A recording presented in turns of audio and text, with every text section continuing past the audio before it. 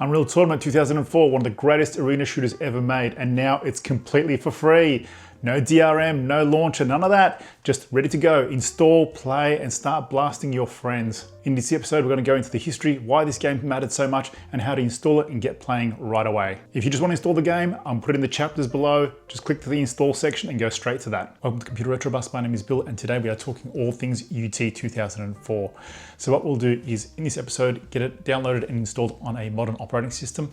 And you know, back in the day, this game would make a Pentium 4 crawl, but today it'll run on just about anything. So it's nice and easy for you to set up, install, and get playing with your mates pretty quickly. We'll talk about the history of the game, its significance, and go through some of the cool gaming modes. So Unreal Tournament 2004 was released surprisingly quickly after Unreal Tournament 2003.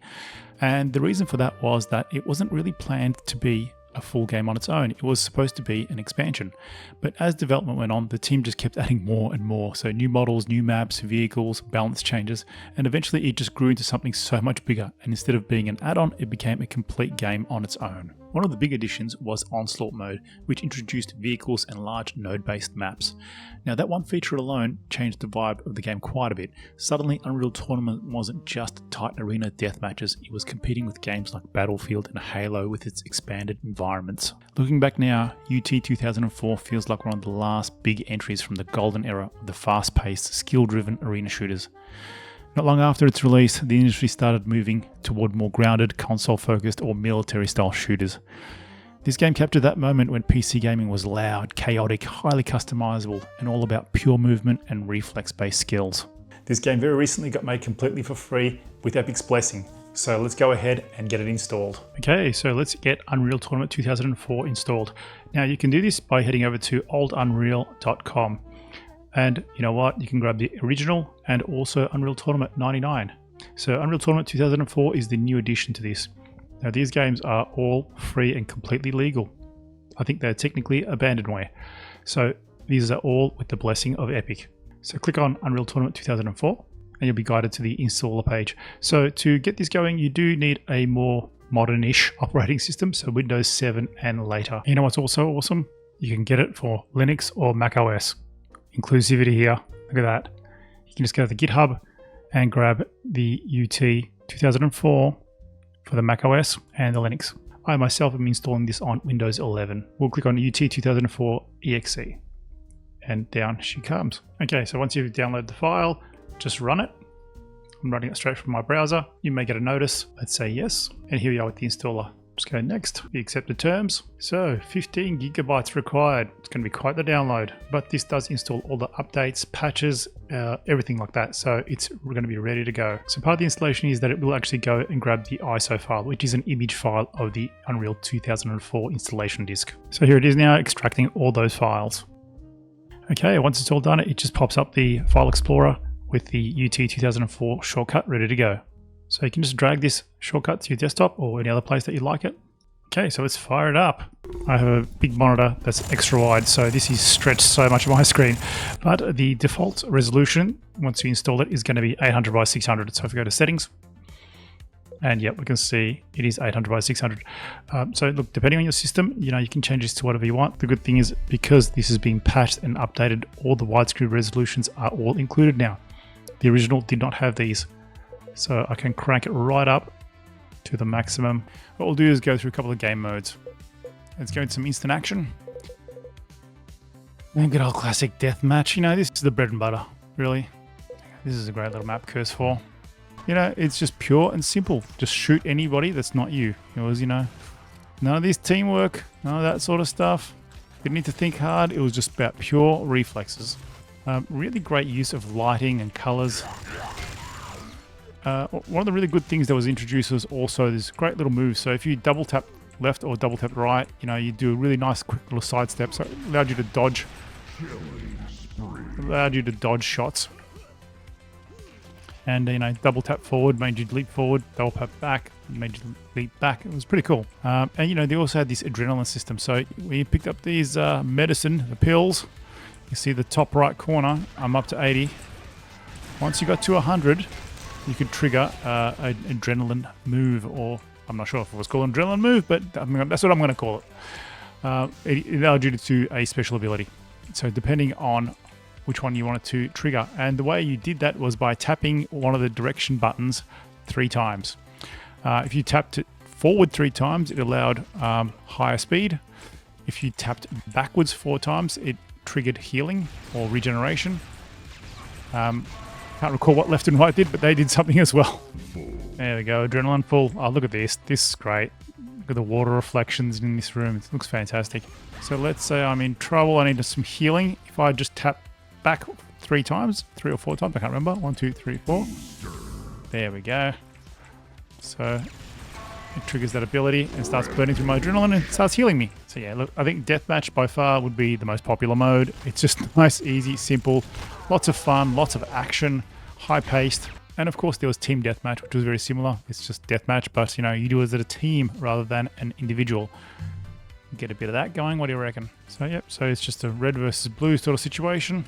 If you shoot your own team bots, they will start abusing you. Yeah, this is really fun as well. You know, great little way to break up the deathmatch rather than, you know, deathmatch could get stale after a couple of hours or so. This allowed you to, you know, do it as a team, which was pretty cool. And you've got the tally of, you know, red versus blue and how many kills at the top of the screen. Bombing Run was a fun one. It was pretty much like a soccer game in a way. So the way Bombing Run worked was you would grab a ball and try and put it through the opponent's goal. Very similar to a soccer game. Or football for my European friends. Here we go, there's the ball. So once your teammate has the ball, the person who had the ball had no weapon, so you had to defend them. So this was a really great team mechanism. So once you grab the ball, you ran over to the opponent's side, and there's their goal up here, and you need to jump through that little hoop. Maybe it's more like basketball than soccer. There we go, I've got the ball now, and you just jump through and got a goal. There we go. There we go. So the round gets reset after each goal, and you start again. There you go. Oh, so I've got the ball. Oh, actually. Oh no, the ball's gone. Oh no! I've gone right after it. Not a smart move, eh? I go floating down the river. Yeah. So if the ball does get dropped into a river or something, it just does get reset right in the middle here. So it's interesting. When you have the ball, you can pass it to a friend. So if I shoot it at him, and to an enemy also actually, so you can get a bit tactical doing silly things like that as well. Come on, bot! Oh no! Yeah, so this is actually a really fun game mode. I used to really enjoy this one. And playing these games with your friends, you really did have so many laughs and do silly things and come up with silly little tactics along the way. You know, but building so many great memories. Invasion is a cool one. It's essentially a defense map. So Invasion was a pretty cool mode. It was just, you know, as a team, you defend against different swarms and, you know, continuous hordes and see how long you can tough it out. Yeah, so this one is a lot of action. Just having swarms coming at you. I think I'm starting to lose teammates. I'm only got the last 2 waves, I think. So yeah, you got a cool little radar on your right to find out where the last of that swarm is. And we just need to do some extermination work. Okay, so if you survive the wave, teammates are spawned back again. Another great gaming mode is Last Man Standing. So in this mode you spawn with all the weapons ready to rock and 100 health, but you only have, I think by default it's 5 lives. Once you've been killed 5 times, you're out. And then it goes down to elimination. So the last person alive is the winner and takes it all. This is a great map, isn't it? Look at this. Nice and creepy. Yeah, feels like you're in something from Indiana Jones or something. These maps were so well done. They really were. Oh, looks like there's no healing, no adrenaline. So you just got to try and minimize your damage. Now the beauty of this version is that it's all patched up and the game servers have been changed to ones that actually do work. So if you just hit join game, it should bring up a list of servers that you can join. And you know, I think this is the best time because this has been made free very recently. So I think there's going to be more and more players online reliving the good old UT 2004. You know, there's something really satisfying about a game that you just start up, get into it and start playing right away. You know, you don't need to have the battle pass, have your levels all skilled up or tech trees or any of that sort of stuff. Turn it on, fire it up, get in there and start blasting, you know.